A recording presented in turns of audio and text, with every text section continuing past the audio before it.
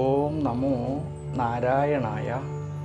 ഹരിപ്രിയ അസ്ട്രോവിഷൻ ചാനലിലേക്ക് എല്ലാവർക്കും സ്വാഗതം.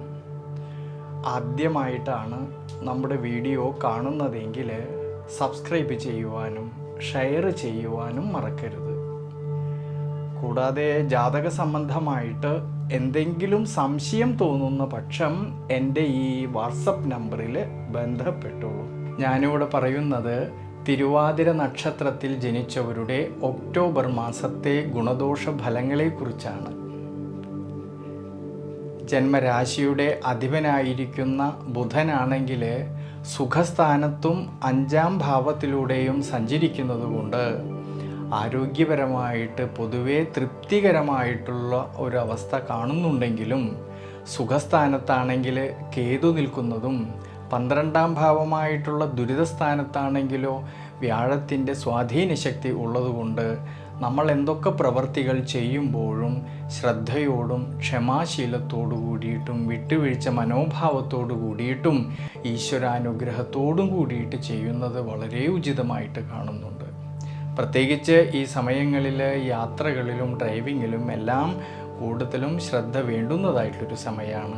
അതുകൊണ്ട് കഴിവതും അനാവശ്യമായിട്ട് വരുന്നതായ യാത്രകൾ ഒഴിവാക്കുന്നത് വളരെ നല്ലതായിട്ട് കാണുന്നുണ്ട്. ഈ സമയങ്ങളിൽ വിദ്യാമാതുലകാരകനായിരിക്കുന്ന ബുധൻ്റെ അനുകൂല സ്ഥിതി മൂലം മാസത്തിൻ്റെ ആരംഭത്തിൽ വിദ്യാർത്ഥികൾക്ക് വളരെ അഭിവൃദ്ധിക്കും നേട്ടങ്ങൾക്കും ശ്രേയസ്സിനും എല്ലാം സാധ്യത കാണുന്നുണ്ട്.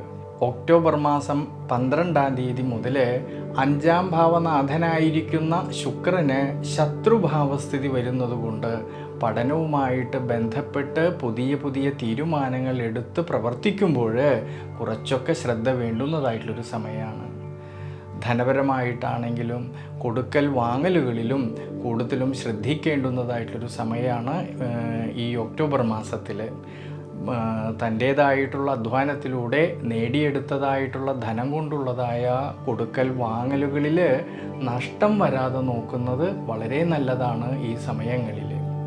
കൂടാതെ ധനസന്താനകാരകനായിട്ടുള്ള വ്യാഴമാണെങ്കിൽ 12-ാം ഭാവമായിട്ടുള്ള വ്യയസ്ഥാനത്ത് നിൽക്കുന്നത് കൊണ്ട് സാമ്പത്തിക സ്ഥിതിയിൽ ഈ സമയത്ത് ചാഞ്ചാട്ടം വരാതെ നോക്കുന്നത് വളരെ നല്ലതാണ്.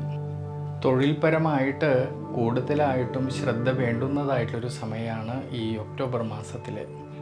പ്രത്യേകിച്ച് 7-ാം ഭാവനാഥനും കർമാധിപനുമായിരിക്കുന്നതായ സർവേശ്വരകാരകനായിട്ടുള്ള വ്യാഴമാണെങ്കിൽ 12-ാം ഭാവമായിട്ടുള്ള ദുരിതസ്ഥാനത്ത് നിൽക്കുന്നതുകൊണ്ടും കർമ്മസ്ഥാനമായിട്ടുള്ള 10-ാം ഭാവത്തിൽ രാഹുവിൻ്റെ സാന്നിധ്യമുള്ളതുകൊണ്ടും സുഖസ്ഥാനമായിട്ടുള്ള 4-ാം ഭാവത്തിലാണെങ്കിൽ കേതു നിൽക്കുന്നതും അനുകൂലമായിട്ട് കാണുന്നില്ല. അതുകൊണ്ട് സ്വയം തൊഴിൽ ചെയ്യുന്നവരിലും ബിസിനസ് മേഖലകളിൽ പ്രവർത്തിക്കുന്നവരിലും ഔദ്യോഗിക മേഖലകളിൽ പ്രവർത്തിക്കുന്നവരിലും കർമ്മസംബന്ധമായിട്ട് തൻ്റെ കൂടെ നിൽക്കുന്നവരുമായിട്ടോ അധികാരികളുമായിട്ടോ മാനസികമായിട്ടുള്ള സമ്മർദ്ദങ്ങൾ വരാതെ നോക്കേണ്ടുന്നതായിട്ടുള്ളൊരു സമയമാണ്.